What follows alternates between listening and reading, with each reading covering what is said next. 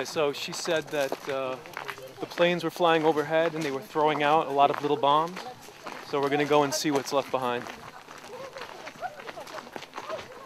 We had been trying to get into the Gori district for a number of days. The Russians had erected numerous checkpoints, and it was very difficult even to get into the city of Gori, let alone into the area between Gori and Skinvali, which was the Russian-occupied zone. We had basically banged our heads against a number of Russian checkpoints over a series of days and finally found this road over the mountain. It was more like a goat trail over the mountains. The village that we're seeing here is a farm area. All of these people are farmers. And when we got there, we were speaking to some civilians there, and they said that there were bombs in their farms. And they described to us what sounded like cluster bombs. And so we decided we would go out and investigate. That's where the chickens are. That's great. Oh, fucking chickens are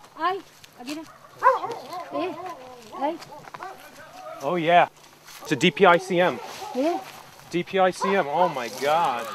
It looks like an M85. Wow. Okay, listen. If the chickens touch that, that is going to explode, all right?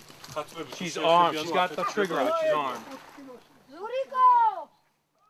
Cluster munitions are large containers dropped by either airplanes or launched by rockets that have many dozens to hundreds of smaller bombs inside.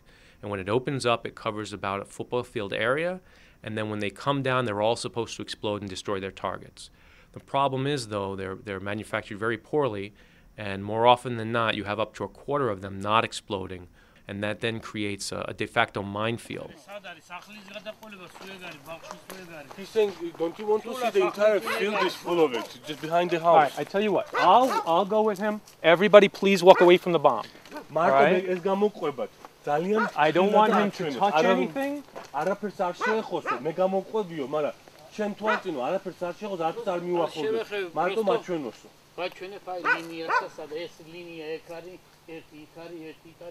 There's several lines.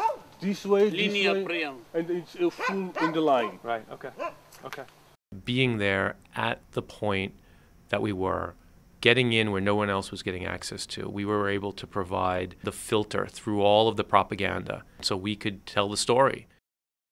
The biggest impact that we had immediately was to really get the Georgian government to educate their civilian population. We took basically a day after we found these munitions and went to the Minister of Defense, to the Minister of the Interior, to the Minister of Foreign Affairs, to the highest levels of the Georgian government. And really we pushed on them, we provided them with all the photos of cluster bombs that we had.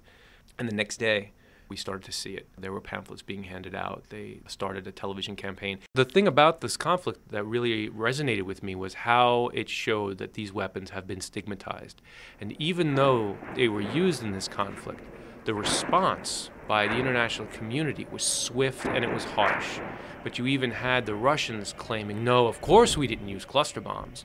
Whereas in the past, I think they would have said, well, it's a legal weapon and we use it in a legal manner. Instead, they just denied.